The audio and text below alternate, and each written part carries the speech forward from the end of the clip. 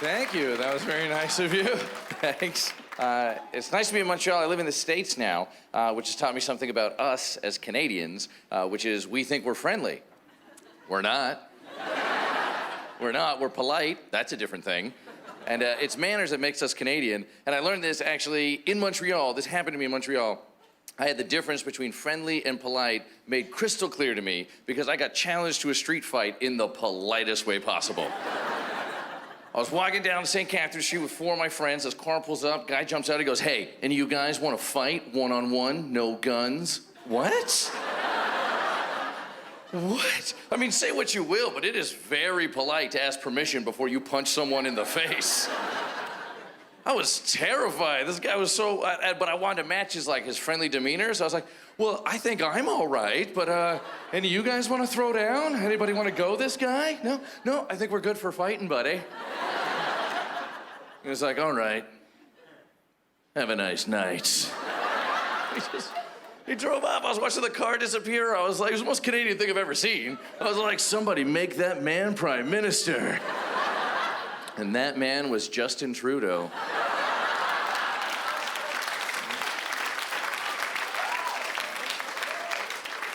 That was a true story until the end. As you get older, you realize you're becoming your parents, and it's so dispiriting. You just find yourself doing something like, oh, my dad does this, and you die inside a bit. But you don't realize this when you're younger. You're just going to grow into a combination of your parents' personality traits, but you don't know what you're getting, right? Just some from column A, some from column B. So at this point in my life, I'm rooting against certain things. Or just fingers crossed, I hope I don't get my mom's sense of how much is appropriate to drink at a child's birthday party. I don't want that. I don't want my dad's inability to love another living thing. That'll get in the way, that's for sure. And my mother's favorite thing in the world is a bargain. Oh, she loves it. And it's her favorite story to tell is how much she's paid for something. This story can take any amount of time at all and is just a series of numbers that get smaller. That's it.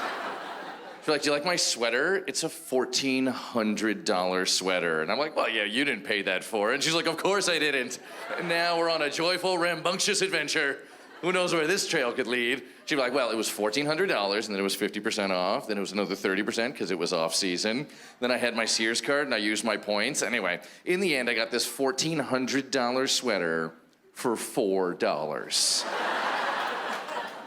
And I'm like, Mom, I don't want to be the one to tell you this, but you're wearing a $4 sweater.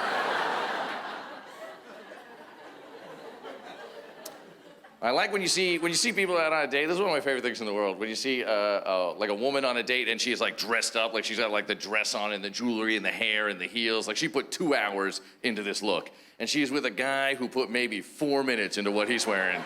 He shows that he's wearing a golf shirt and shorts and a windbreaker he got in a case of Coors Light.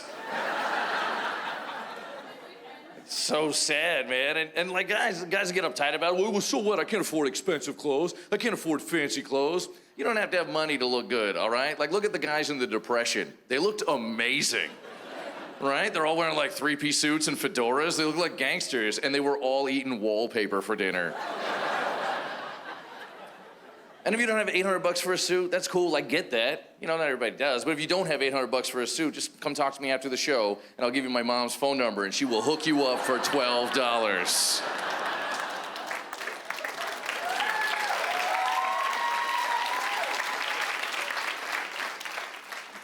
I'll tell you what I don't like. Dogs. Yeah, I know. I don't give a shit. Boo me all you want. I don't care.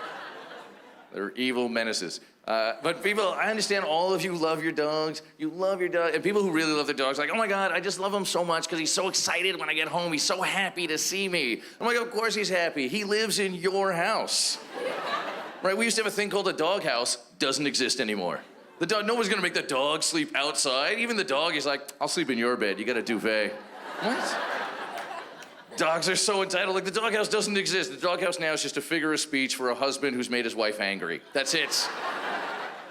That's all it's for. And it's crazy because the dog doesn't have a job, but he has a 3-bedroom house in the suburbs. How did that happen?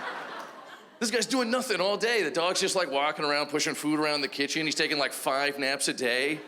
Meanwhile, you're at work, you're there like 40, 50, 60 hours a week working hard to get it like the outfits that it looks cute in and like, you know, the food that it likes. Like dogs are just trophy wives who you don't sleep with, hopefully. They hustle love. Sorry? They hustle love. They hustle love. Yeah, they're little prostitutes. Yeah, they are. Yeah, that's such a weird thing to say. They hustle love. That's such a weird, like the dog's all jaded at home. He's on the couch, you come in, he's like, all right, I better sex this up a bit. All right, you guys were lovely. Thank you so much. Have a great night.